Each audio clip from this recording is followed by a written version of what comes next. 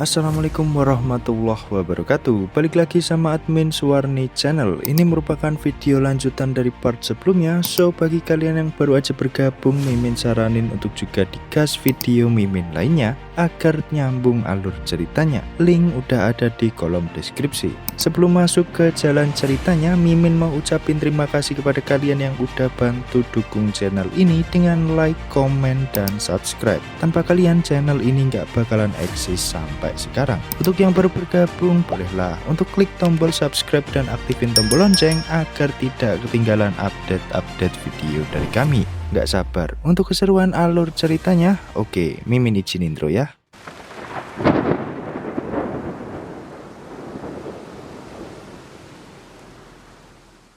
Kemarin Yongpung panik karena pengharum ruangannya dipindahkan ke toilet dan hendak mengambil barang tersebut. Scene berlanjut di mana kita diperlihatkan Changso yang sudah mendatangi alamat yang diberikan oleh Yongsung, di mana itu adalah tempat penyebar berita bahwa Yongpung mendapat kunci jawaban ujian. Dan alamat yang tertera di situ adalah SMA CH Gangnam. Layaknya pria sejati yang memiliki mental baja, Changso datang sendiri cuy. Kita bisa lihat bersama sekelompok siswa nakal SMA CH sedang ada kelas komputer dan heran atas kemunculan dari Changso ini dengan berkata, "Hei, apa ada di antara kalian yang kenal dengan orang ini?"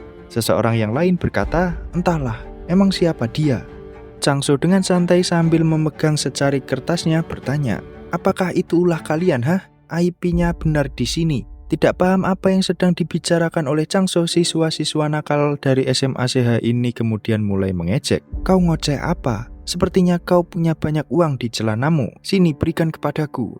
Di sini Changso masih diam melihat tingkah dari anak-anak SMA CH ini ya cuy.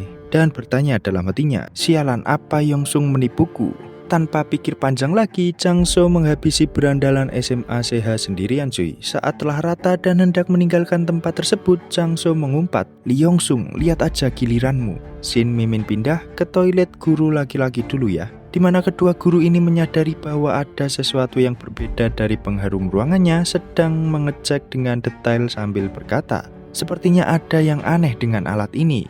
Guru dengan kemeja putih kemudian menjawabnya, "Iya, kayak kamera kecil." Guru olahraga di sini merespon kembali, "Kamera katamu? Sialan, berandalan mesum seperti apa yang melakukan ini? Cepat telepon polisi." Yongpung yang tengah lewat di toilet guru laki-laki tersebut mulai panik karena beberapa guru mulai menyadari bahwa ada kamera tersembunyi di pengharum ruangan tersebut. Kemudian sepulang sekolah, Yongpung masih memikirkan apa yang akan terjadi kepada dirinya jika orang tahu bahwa pengharum ruangan tersebut miliknya yang diberikan kepada bu guru. Sialan, kenapa situasinya jadi kacau seperti ini? Masalahku mendapat kunci jawaban ujian saja belum kelar, ditambah masalah ini. Apa yang harus kulakukan? Dalam kebingungannya untuk mengatasi hal ini, tiba-tiba handphone Yongpung berdering cuy. Ternyata adalah Yongsung yang menelpon. "Halo?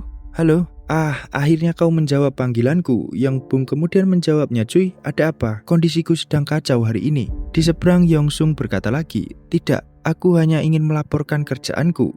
Kami sudah dapat 10 identitas palsu hari ini, tinggal buat kesepakatan dengan dealer mobil bekas." Mendengar hal tersebut, Yongpung hanya menjawab, "Okelah, aku mengerti dan bicarakan itu besok padaku. Hari ini aku agak..." Belum selesai Yongpung ini berkata dalam teleponnya, Yongsung kemudian menanyakan apa yang sebenarnya terjadi. "Kau ini kenapa? Apa itu terkait masalah kemarin, hah?" Kemudian dengan tiba-tiba Yongpung memiliki sebuah ide untuk membereskan pengharum ruangan dengan melibatkan Yongsung dan berkata, "Hei Yongsung, temui aku di gang sekolah sekarang."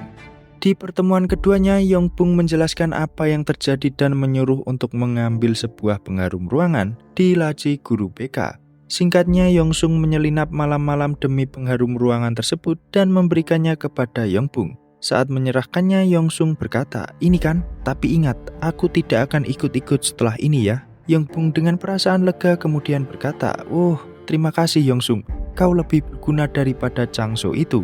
Setelah itu, Yongsung pun pergi ya cuy di sini. Saat mengecek pengharum ruangan tersebut, Yongpung terkejut bahwa barangnya sudah diberi alat pelacak. Ternyata ini adalah bagian dari rencananya ya cuy.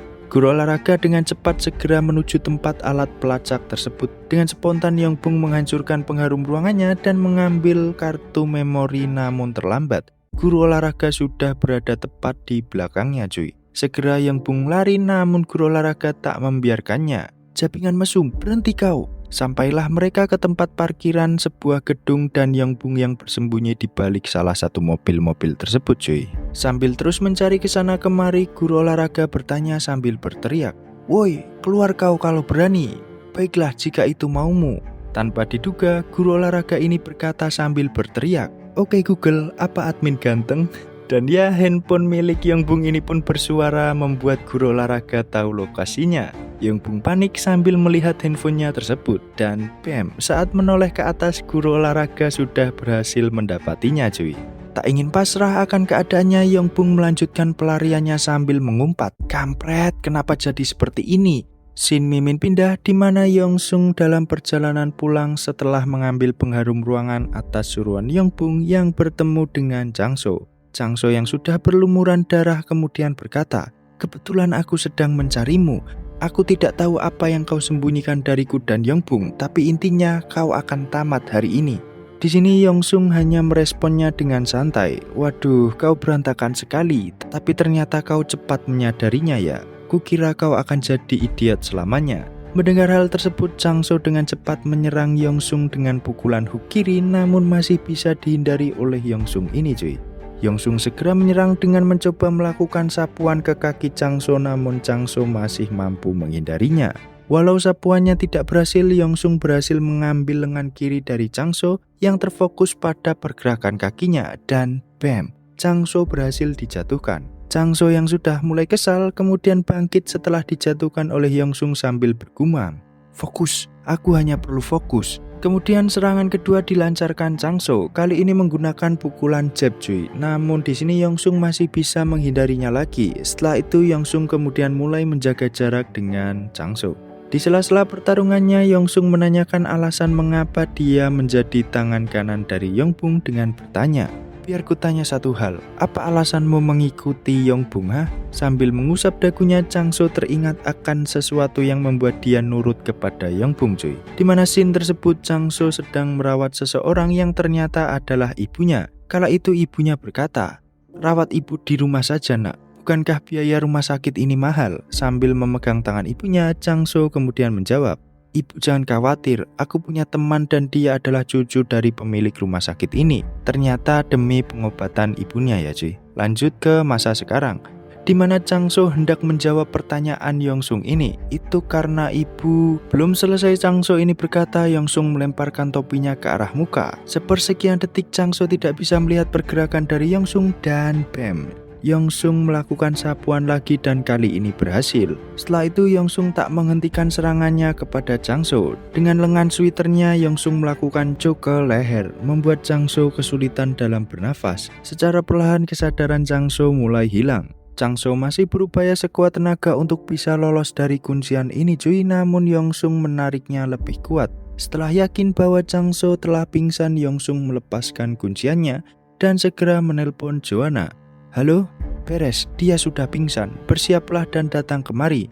Masih ada yang harus aku lakukan, yaitu melaporkannya kepada Yong Bung." Scene berpindah ke Yong Bung yang masih dalam pengejaran oleh guru olahraga, di mana akhirnya guru olahraga ini berhasil menangkap pergelangan kaki Yong Bung ini. "Kena kau, aku sudah bilang padamu, aku tidak akan melepaskan Japingan mesum sepertimu." Tapi walau sudah tertangkap, Yong Bung masih berupaya meloloskan diri dengan menendang-nendang kakinya ke wajah dari guru olahraga ini sambil berkata, "Lepaskan aku, brengsek. Berani kau macam-macam denganku, hah? Kerjaanmu itu cukup mengajar saja." Sambil terus menendang-nendang secara membabi buta. Upayanya akhirnya berhasil membuat guru olahraga ini tak sadarkan diri, juga terlihat bercak darah di bagian kaos kaki dari Yong Bung ini. Dikira sudah aman, tiba-tiba dari arah lain mobil polisi datang. "Sial, kenapa ini terus menimpaku?" gumam Yong Bung sambil melanjutkan pelariannya. Setelah berhasil melarikan diri dari kejaran polisi, Yong Bung mencoba menelpon Changso namun tidak ada jawaban. Yong Bung kemudian berkata lagi, "Kemana kau Japingan? Berani-beraninya kau tidak menjawab panggilanku." Di sela-sela kepanikannya yang tidak tahu harus bagaimana menghandle situasi ini, datang Yong Sung di hadapannya. Yong Bung agak sedikit terkejut dengan kemunculan Yong Sung dengan berkata, kenapa kau ada di sini?" Yong Sung kemudian merespon, Kau bicara apa? Aku kesini untuk menemuimu. Ternyata Yongbong tidak menyadari bahwa pelariannya dari guru olahraga dan kejaran polisi sampai ke rumah sakit milik keluarganya. Ah, kau benar, aku sampai tidak menyadari itu. Ngomong-ngomong, tolong antarkan aku ke kantorku. Sambil memeluk Yongsung ini ya cuy.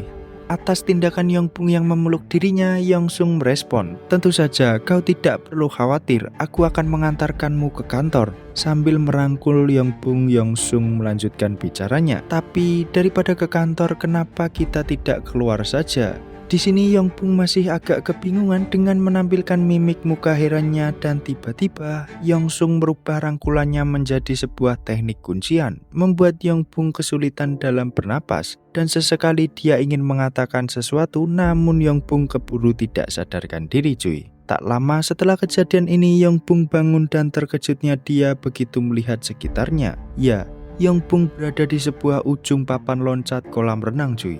Namun dia belum menyadari hal tersebut, sehingga saat Yongbong menyenderkan tangannya ke permukaan papan, membuat papan ini bergerak dan Yongbong pun tercebur ke air.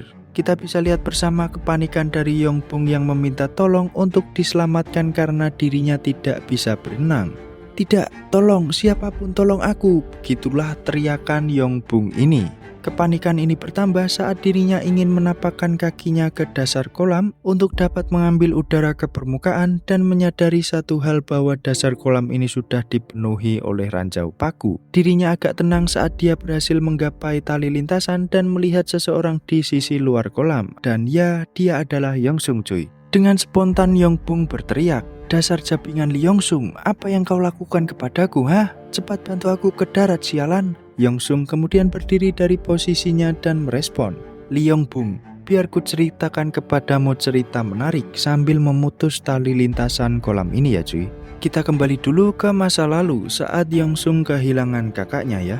Saat itu sebelum Lee Na-hyung lumpuh ditabrak oleh Yongbong, dia adalah seorang atlet kebanggaan SMA-nya. Baginya tangan dan kakinya adalah aset masa depan untuk menghidupi keluarganya cuy. Namun semua berubah dikala Yongbong mematahkan kaki dari kakak Yongsung ini. Lanjut, mimin aja kalian ke scene di mana Lee Na-hyung sedang dalam perlombaan renang, di mana ibu dan Yongsung kala itu melihat di deretan tribun penonton. Ibu Yongsung dan Yongsung sendiri bereuforia atas kemenangan kakaknya mendapat juara 1 dan berhasil menggait popularitas atas kerja kerasnya, dan itu semua hancur akibat kelakuan bodoh Yongbong. Kala itu keluarga Yongsung tidak tinggal diam dan mencoba membawanya ke ranah hukum. Namun karena Yongbong bukan orang biasa melainkan orang kaya, maka kasus tersebut dimenangkan oleh keluarga dari Yongbong. Hukum tajam ke bawah tumpul ke atas ya cuy. Lanjut, sudah tak bisa menggunakan kakinya ditambah kalah dalam gugatan dan juga berita hoak yang tersebar membuat Lee Na-hyung tak bisa menahannya lagi. Dan Lee Na-hyung memutuskan untuk mengakhiri hidupnya dengan melompat di sebuah gedung rumahnya cuy. Kita kembali ke masa sekarang lagi ya. Atas cerita dari Yongsung itu, Yongbong hanya bisa diam tak berkata apa-apa. "Bagaimana? Apa kau masih ingat dengan kakakku, hah?" ucap Yongsung sambil mendekati Yongbong di dalam kolam yang sudah asat. Yongbong membalasnya dengan masih berpura-pura tidak tahu. "Apa maksudmu? Aku tidak mengerti sedikit pun apa yang kau katakan." Mendengar jawaban Yongbong, Yongsung berkata sambil menyapu Yongbong, "Tidak mengerti katamu? Apa perlu aku mengeluarkan isi kepalamu itu, hah?" Yongbong yang terjatuh mencoba bangkit dari sapuan Yongsung sambil menahan rasa sakit atas paku-paku yang menancap di sekujur tubuh badannya. Namun tetap karena Yongbong sudah kehabisan tenaganya karena sedari tadi lari dan terluka akibat paku-paku yang tertancap di badan, membuat Yongsung dengan mudah mengangkat tubuh Yongbong ini. "Kali ini dengar, aku hanya akan mengatakannya satu kali. Aku Lee Yongsung, kakak dari Lee Na-hyung yang kau renggut masa depannya olehmu. Ingat?" Yongbong kemudian meresponnya dengan nada kesal dan tak berdaya. "Kau, si pecundang itu, tidak mungkin. Dengar, kalau memang kau benar Lee Yongsung waktu itu, aku beritahu bahwa ini tindakan yang ilegal dengan mengancam seseorang sepertiku." Lanjut, karena Yongbong tidak sadar akan posisinya, Yongsung kemudian melepaskan genggamannya membuat Yongbong berteriak kesakitan. "Ah, jabingan, wajahku!" Belum selesai, Yongsung kemudian menarik kerah baju Yongbong dan menamparnya berkali-kali sambil mengatakan, "Ilegal? Mengancam seseorang katamu? Apa kau selama ini tidak ngaca, ha? Karena kondisinya sudah terpojok, akhirnya emosi Yongbung meluap cuy dengan berteriak, "Dasar jabingan, kenapa kau melakukan ini padaku, ha? Apa aku yang membakar rumahmu? Dan apa aku juga yang membunuh kakakmu itu? Aku tanya, apa itu semua perbuatanku? Asal kau tahu, semua itu karena ulahmu sendiri, bodoh." Mendengar Yongbung yang terus mengoceh ini, Yongsung menghajarnya lagi dengan brutal. "Kau sama sekali tidak berubah, jabingan egois." Aduh. Pokoknya nggak dikasih ampun ya cuy sama Yongsung ini. Dan ya mungkin sampai sini aja dulu dongeng Mimin kali ini. Dan bagaimana nasib dari si mesum Yongbung ini selanjutnya, tunggu keseruan alur ceritanya hanya di Suwarni Channel. Akhir kata Mimin pamit undur diri dan jangan lupa cuy, minum susu setiap hari. Bye.